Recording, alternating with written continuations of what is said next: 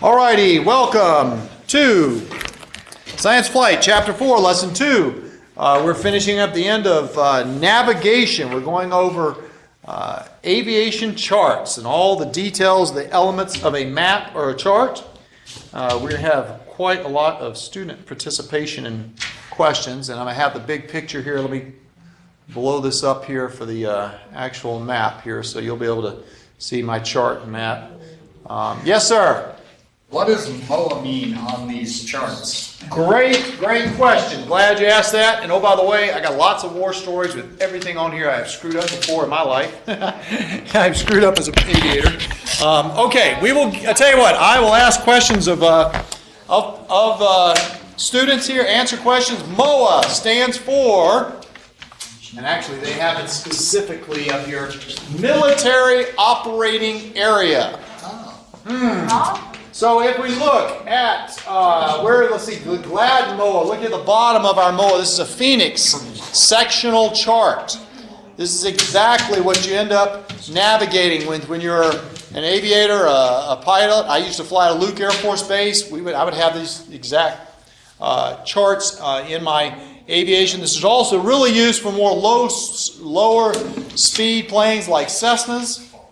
But a MOA, let's look at the GLAD MOA here and the Baghdad MOA. If you actually look up here on the top in the magenta color, or purple color as it's called, it talks about the altitude for the MOAs. So what is the altitude for the Baghdad MOA? What does it say? 7,000 or 5,000 AGL. What does AGL stand for? Above ground level. So it's 7,000 MSL or 5,000 feet above ground level, whichever is greater. And it goes up to what altitude? 9. It actually goes up to whatever's assigned. Whatever your person you're talking to on the radio, your controller, will tell you whatever's assigned, and it will a lot of times go up to 20 or 30,000 feet. Okay? And MOAs are military operating areas. This is exactly where I learned how to fly air-to-air with an F-15, and then I taught air-to-air with the F-15 afterwards. Yes, sir? What are the little crosshairs? Okay, hold it. One thing at a time. Let me finish the MOAs. So military operating areas mean that they have super subsonic military operations going in there, and a lot of times 2 or 4 aircrafts at one time. Is it legal for you to fly your Cessna through there? No. No. Dangerous. Thank you very much. Try again. Yes, it is legal for your Cessna to go beaming right through the Baghdad and GLAD MOA, and if you actually look at it, it's right near Phoenix. Okay? So it's legal to fly through there. Is it smart? No, sir.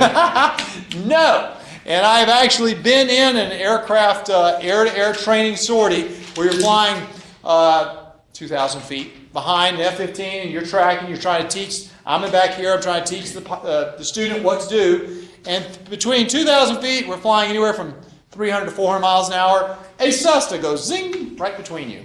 It was it's about the third closest midair I've ever had. Closest midair, I've never had it. But it was right here in the GLAD MOA. Scared me to death. Oh, by the way, the Cessnas think that military planes have super secret radars and we know where they are. No, we're out there trying to train. I'm trying to teach you how to fly air to air. I don't care about a Cessna beaming around. And oh, by the way, the controller should have told me, but he didn't even know it. Because the Cessnas don't have to, it's not required to talk to anybody. I think that should be a law. Is it dumb? Yes, it's very dumb. Because this guy's trying to fly to California, he goes zinging straight line. He doesn't think about the operation times that the MOAs are open. So MOAs are near and dear to my heart. Good question. And they can be very dangerous for civilians, but it's a very essential training area. It's the school grounds of the schoolhouse at Luke Air Force Base. Next question. It says Baghdad 1 MOA. Okay, so look up here at the top. These are all the details. So you have a Baghdad 1, and you know what? I guess at one time maybe they had a Baghdad 2. But right now they don't. The Luke Air Force Base, F-16s, I mean, right at this, it's 9:30 in the morning here. Right at this very second, I'm sure there's F-16s out here in Baghdad and Gladden for sure. Turtle MOA was used by the other Marine Corps base out in California, they come over here. But sometimes you split it up. Sometimes if you're just doing 2 by 2 and 2, you split up the Baghdad mower. But 2 by 2 to 2 against 2, which would be 4 aircraft, you'd have the whole thing. Subsonic, you cannot go supersonic out there because that booms all the ranchers and the people on the ground. Yes, sir. All right, so you said something about a cross. Yeah, there's crosshairs under Sunny Moa. Okay, actually that is, okay, so therefore we look over here on Sunny Moa and we look at crosshairs. Over here on this side, right? Everybody know where Winslow, Arizona, standing on the corner of Winslow, Arizona? There's actually a crosshair there. What does that look like? Okay, the first question, when you guys have your tests on these charts, yes, you will have charts, tests, I'll set these up around the room, and I'll point at things like this crosshair, and I'll say, what is this? What is the first thing you do when you don't know what something is on a chart? Raise your hand. Look at the No! In the book. Yeah.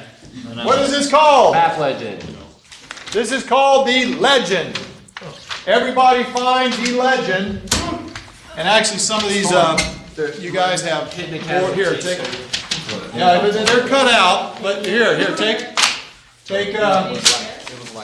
look at the legend. So, Cadet Van Boeven asked a question, said, what is the crosshairs? So actually, why don't you look at the legend and tell me what the crosshairs are? They're abandoned, paved, having landmark value 3,000 feet or greater. Excellent. So what is it though? It's a landmark that's paved. Thank you very much. Try again. Look above what it say. You got the correct thing, but look above it. What section is that in? Additional airport info. So it is an airport. That crosshair that you found right over here is an airport, but it's abandoned. It has a big X in there. Why would you care about having an X on an airport? So you know that's not used. Exactly. And I have known a guy that has landed at a closed airport and he got in a lot of trouble. Airports, look, I mean, from the sky, from 5,000 feet, you're looking down there, it's a piece of concrete. You're going, whoa, that's great. But then if you look at the details, they'll have X's across it. Yes, ma'am? Is it okay if like there's an emergency landing? Yeah. Okay, well, when your plane turns off and you have an emergency, you are betting your life on your decisions, right? So, if you're from the local area, and if you know, this is probably a rancher's airport, if you know that rancher, Andrew, and you know he just closed it last year, and he uses it for a drag racing for his cars, then you might go down there and land on it, right? But if that airport is in the Florida Keys and they're developing it and they're digging it up and putting trenches across there to put electrical conduits, would you land on it? No. No. But you're betting your life. The general answer is you never land on an abandoned runway. But if you have an emergency, you need to land on something. Better than the ground. And oh, by the way, in Arizona, there's plenty and plenty and plenty of open space, right? This is not North Carolina where everything's covered in 100-foot trees. All right, let's put your finger over here. You're over here above Winslow. Look at Winslow. And your plane turns off there, and you're at 10,000 feet. Where could you land? On the ground. Well, the ground kind of got mesas, it's got rocks. But where's a flat area around Winslow that you can land? On the corner. On the airport. First of all, it's a huge World War II airport. And also, what goes through Winslow? The interstate. Ding, ding, ding. Give me air 5. Yes. And so the interstate is a perfectly good place to land. Yes. If you don't screw up. Okay? If you don't land on the wrong side and hit a semi, if you don't hit the power lines going over it. The bottom line, guys, if you have an emergency in your plane, guys, if you have an emergency in your plane and you land and you can walk away from your plane, you are a hero. Okay? Does anybody know about the very famous miracle on the Hudson where Sullenberger had Canadian geese, right, going to his engines? We'll talk about this actually later. But anyway, he landed. Where'd he land? In the ocean. On the Hudson River. And he landed and he walked away from there and he is a Hero. What happened? Did y'all see the video? No. He came within like 100 feet of hitting a bridge. What if he had hit the bridge? He would have been He would have been a zero. He would have been a 0, correct. Air 5. He gone from a hero to a 0 because he messed up by 100 feet. So that's kind of what happens. We're so judgmental. So the bottom line is you can go from a hero to 0 real easy. All right, next question. Yes, ma'am. So why do airports close? Why do airports close? You're a rancher. You're having a bad year. All your cattle die. You don't need your plane. You grow up, you get old. Your kids are not running the thing. You shut down the airport because you don't need it. It costs money to run airports, right? You're a developer. You're in the Florida Keys. You're actually Key Largo had a beautiful, beautiful airport. And guess what? The guy who owns the airport says, yeah, I'll take $30 million from a developer so I can develop my airport and next to the Florida Keys and build a resort. I mean, it's all money. Now, why do airports close? Most of the airports in Arizona are dirt. Because we have fabulous dirt out here. It's very hard. It's not sandy. We can land on it. So there are, look around here. Paved runways are filled in. Okay? Paved runways are filled in. But let's see in Prescott, look up in Prescott in Chino Valley. What are those R's? There's 2 R's with circles around them. What do those mean? Nope. If I ask you a question of what things are, where should you look? Private roads, sir. Legend. What does it say? Private. Private, non-public use. Restricted. Yes, and that is a rancher. You guys drive out to Chino Valley and you go straight down Chino Valley, you don't realize, but one of those big open areas to the right downtown, is an airport. It's a private rancher's airport. And it's across angle. It's basically a huge block, and the runway runs angled across the block. But that is a private runway. If you have an emergency, can you land there? Yeah. You better believe it. And I've known people to land on private runways for emergency, no problem. Everybody, it's like helping somebody when you're sailing, and you go to help anybody who's having engine problems when you're sailing. If you have an emergency and an engine out, you definitely land a private runway. So a lot of these runways are private in Arizona, and they are restricted. Okay, so the most important thing to understanding a map is what? The legend. The legend, yes. So you need to look at the legend. Everybody look at the legend. You can see that the legend is broken up into different parts. An airport is the big picture, the different pictures there. What is the difference between magenta, the purple color, and blue? One is magenta, one is blue. That is exactly right. But what is the difference in name for those? Why do they do blue and magenta? Is one Yeah. Go ahead. one military and one's civilian? That is exactly. Do you read this up on the top here? No. No, you guessed. Read the legend. Just don't look at it. Read the legend. Everything is on the legend. Oh. What does it say? Airports having control towers are shown in blue and others in magenta. Exactly. Airports with control towers are in blue. Everything else, which is uncontrolled, are in magenta. So look at our cute little hometown of Prescott, Arizona. Is it blue or magenta? Blue. So what does that mean? We have a control tower. Ding, ding, ding. Air 5. Good job. Yes. And actually one of our former cadets had his dad work actually 2 of them, have them work in the control tower. So it's FAA control. That means you cannot just go jump in your plane and take off from Prescott anytime you like. Can the farmer who lives downtown Chino Valley jump in his plane and take off anytime he wants? Yes, Yeah. Is it in blue or is it in magenta? Magenta. Yes, he can take off anytime. That's why he has it. Because he didn't want to mess around with Prescott. He has his own private airport on his ranch, and he goes and takes off anytime he wants to. All right, so that's everything else. Let's see. Look at the big runways that have circles or the ones that kind of are outlined. What is the difference in those? What is the difference in the big runways with circles and the big runways that are kind of outlined? What does that mean? Yes, sir. No, read the legend. Listen to my answer. Listen to my answer. Listen to my question. Lovell, what is the difference? Read it.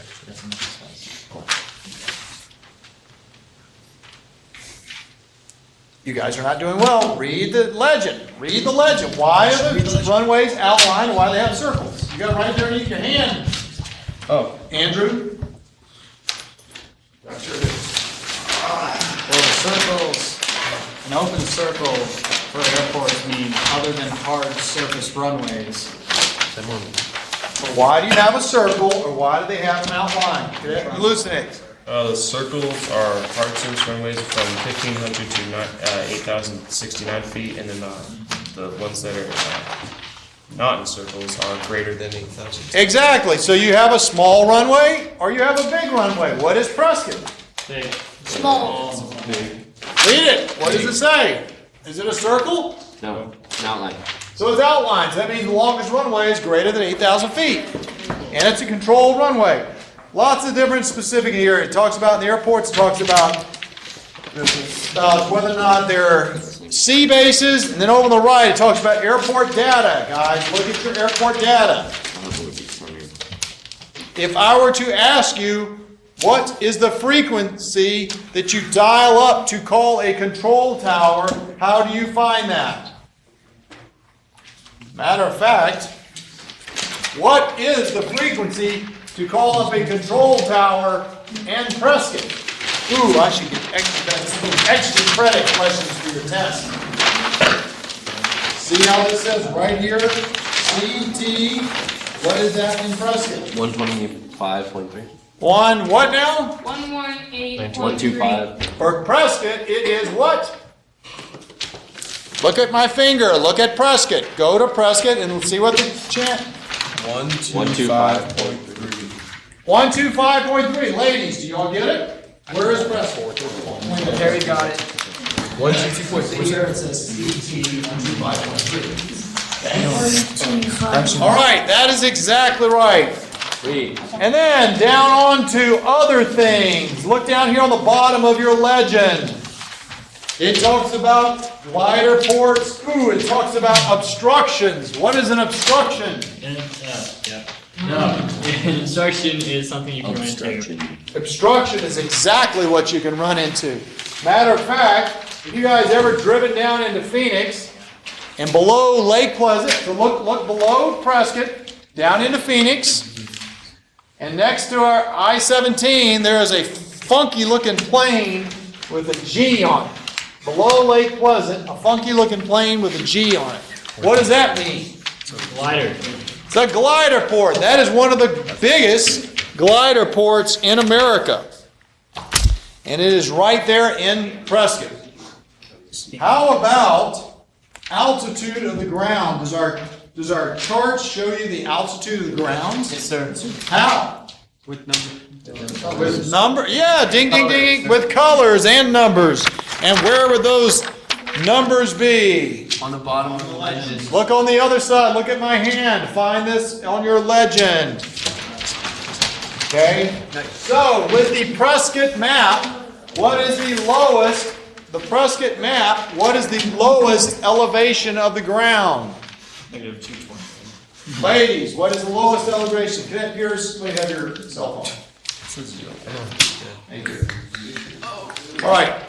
What is the lowest elevation of the ground? 0? Look, don't guess. Where would it be? What is the lowest elevation of the ground? Negative 228. Where? Where? Isn't it Yuma search? Is Yuma on the Prescott map? Oh, that's 6. Over here on the left, guys. Quail Moa, right? Desert Center, 500 feet. What is the highest elevation on the Prescott maps?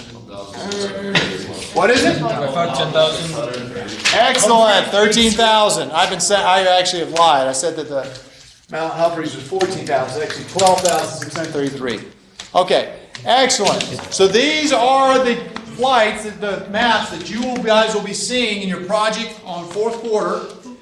What also are these lines, these big lines, guys? They look like they're just sort of, what are the roads? Yeah, are those roads? No.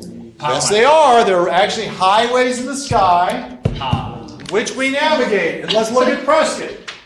You see a compass rose there north of Prescott? It actually has something called Drake. You see the thing that says Drake? Drake, yes, sir. Put your finger on the Drake. Next, above Prescott. Cody, put your finger on the... That is the Drake TACAN and VOR outside of the outer loop road that I talked about. You see where it is an intersection of highways in the sky. So again, going into Arizona, from Arizona to California, that Drake TACAN, that VOR, is hugely important, and that's why a lot of planes fly right over Prescott. And look, they keep going to the west, out over Neal, straight into California, because they're flying north of the MOAs. These highways in the skies avoid the military operating areas. All right? How about look on the back of your legend at the picture of America and tell me if you live in Atlanta, Georgia, what would be the name of your sectional map that you need to get to navigate around Atlanta? Atlanta, sir. Yay! Yes. Atlanta. And you see how Phoenix has their Phoenix one, and they see how they overlap. These are sectional maps. Of course, a lot of this stuff is digital. This is on the screens in your more advanced planes, but the huge majority of the planes in America, the people navigate just with these actual maps. Or with maps like this on their iPads. These are exactly what are on the iPads, okay? We talked about this yesterday. How far is it between these areas? How do you know how far a mile is? How do you measure miles when you're navigating on a chart? Yes, sir? Do you use the degrees, sir? Nautical miles. So look here. Everybody take your fingers like this and look at the latitude numbers here. There's 35 and there's, see, it goes 35, looking on the far right, 35 degrees, and then it goes down to 30 minutes, and then it goes to 34 degrees. So this whole area, between 34 and 35, is how many miles, Melanie? We went over this yesterday. 1 degree of latitude is equal to how many miles? 60 nautical miles. So if it is only 30 minutes, 60 minutes or 60 miles, and how long is 30 minutes? 30. 30 miles. Everybody just put your finger here. This is 30 miles. Okay? So now, tell me how far it is. Take your fingers and move it to Prescott. And tell me how far it is from Prescott to Flagstaff as your crow flies. Give me an estimate. This is exactly how you can estimate stuff. 30 miles. Well, how far? 30 nautical. No, I'm losing my finger. That's 30 miles. Well, it's a little less. This would be 60, but it's a little less, so let's say it's 50. 48. Right? I mean, use your fingers and play with it. Okay? And do you see above you, look at above you, they have different scales here. They have nautical miles, they have statute miles. You can do the same thing here, guys. 30 nautical miles is the same distance. That's exactly how you measure this stuff. Is any of your charts written on? Yes, sir. Yes, sir. Great. Those are people just like you before. I'll have to make sure I don't give them the same questions. Give you guys the same question. All right, look around. Ask me. We've got time for about 3 more questions. Ask me questions of weird things you see on them. I hope I can figure it out. Yes, sir. Colonel, there's like an orange highlighter of like a flight plan or something. Yep. That's what we do in our honors aviation class. Is I actually teach you how to design a flight, and that's part of your evaluation. So that was nothing. That's the other cadets prior to you doing this. Yes, sir. Yes, Counselor. She had yours up. Can you tell us about air? That does not have to do with this. We'll be glad to do that another time. Yes. I know I already asked about MOA, but here it's saying Jackalow MOA. Up here it's just Jackal MOA. Is there a difference between? Well, where do you go? Right here. Why don't we look up here? It says Jackal MOA, Jackalow MOA. Yes, there's different names and different restrictions and different people that are in charge of it. Yes, these are all over America. They're not just in Phoenix. They're all over America, and they're called MOAs, military operating areas on the land. Out over the water, they're called warning areas. I have other charts I give you of Miami or the East Coast that's out over the water. Okay? What else? Ask me questions. Yes, sir. There's a white kind of box that says tap. That's a good point. What does this white box around Phoenix mean? It's It actually means that Phoenix is such a huge airport that they have a blown up chart that I have of this small area. Because actually, look at Phoenix. You start to have these rings around the airports. Those are special areas of airspace that you cannot fly in without different restrictions. And actually, I'll blow this up. It's right here in your chart. Oh, yeah. In your airport, in your book, you actually have, it's called upside down, an upside down wedding cake. And there are actually spaces in the sky that you cannot fly without restrictions. And so, when you're taking off with 747s, you just can't take your Cessna off at the same airport without permission and go beaming around. You have to have radios, you have to have, it's called transponders for them to tell you where you are. And so those lines there indicate a very specialized chart that tells you all that details, which of course you want to have to go fly down in Phoenix. Good question. All right, guys, we're gonna knock this. I'll tell you what. Oh, hold it. You said Area 51. Let me tell you about Area 51. Do you have a chart of that? Do I have a chart of that? Oh yeah, plenty of charts. Everybody's got a chart of Area one 51. time I was at Area 51 and then I wasn't. Let's see here. Let me call up. There was actually, the reason I say this, everybody quiet please. There was actually on CNN just this morning. If you guys are not reading CNN.com and WashingtonPost.com, you're going to be behind your peers. The Area 51 is a secret area that the Air Force does not acknowledge. The military, the government does, because we never called it Area 51. That's a media term. It's called something different. But here is a true spy plane that was operating in Area 51, what the media calls Area 51, called Tacit Blue, nicknamed the Whale. Is that crazy? And it was a experimental plane for stealth, meaning can it fly and the radars not see it. But it actually flew, and it was very famous. This is the inside of it. Single pilot. And it flew in the early 80s. Do you know how long ago that was? Long It's time like ago, sir. 30. 35 years ago. What do you think is going on there right now? Probably it's Tell you what, they were flying invisible planes 35 years ago. When I was your age, what are they doing now? They're probably flying. The details is the reason they were flying this is they were having curved surfaces try to not reflect the radar beams, right?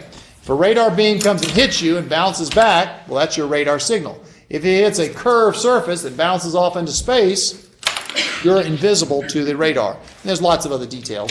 But this is actually an experimental plane, a prototype. Picture of a test pilot, Richard Thomas. That's only a one pilot plane? It's a single-seat pilot. And, of course, it would fly, I'm sure, against radars, right? You set up the biggest and best radar, and you fly this against it at night, classified, very secret, to see if you could make a plane disappear. And, of course, it did. And this is the guy that flew it. And so this was actually some, again, some secrets that actually happened in Area 51 because you asked about that. And what happened, the technology and the discoveries of this experiment went to the B-2 bomber, which is a huge plane, but it's pretty invisible also to the radars. Yes, ma'am?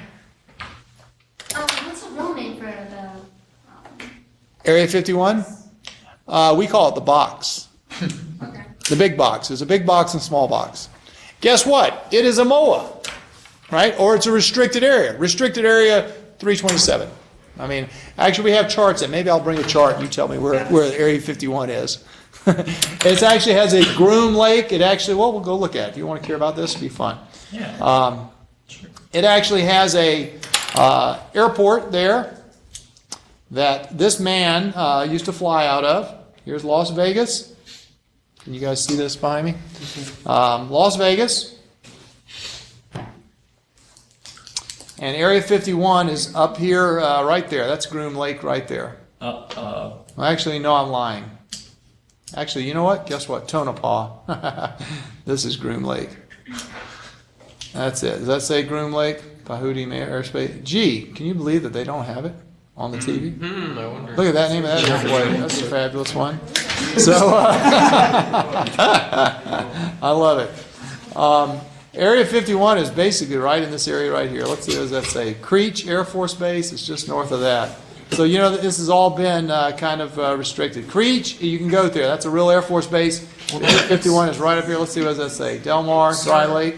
So it's right here, yes. If it's restricted, why would it be on Google Maps? Because Google Map is a private person. Right? They own it. It's not military. And you can do with that what you want to. Maybe for national security they changed it. But it is right. These are big, huge, ancient seabeds, dry lake beds, and they would have, I'm pretty sure this is exactly where it is. There's an airport right there. Yes? Invisible airplanes. That's what they don't have. Try searching Area 50. We do not have time to do it. We'll be glad to do it some other time. Thank you very much. We will see you guys tomorrow. That should be screwed.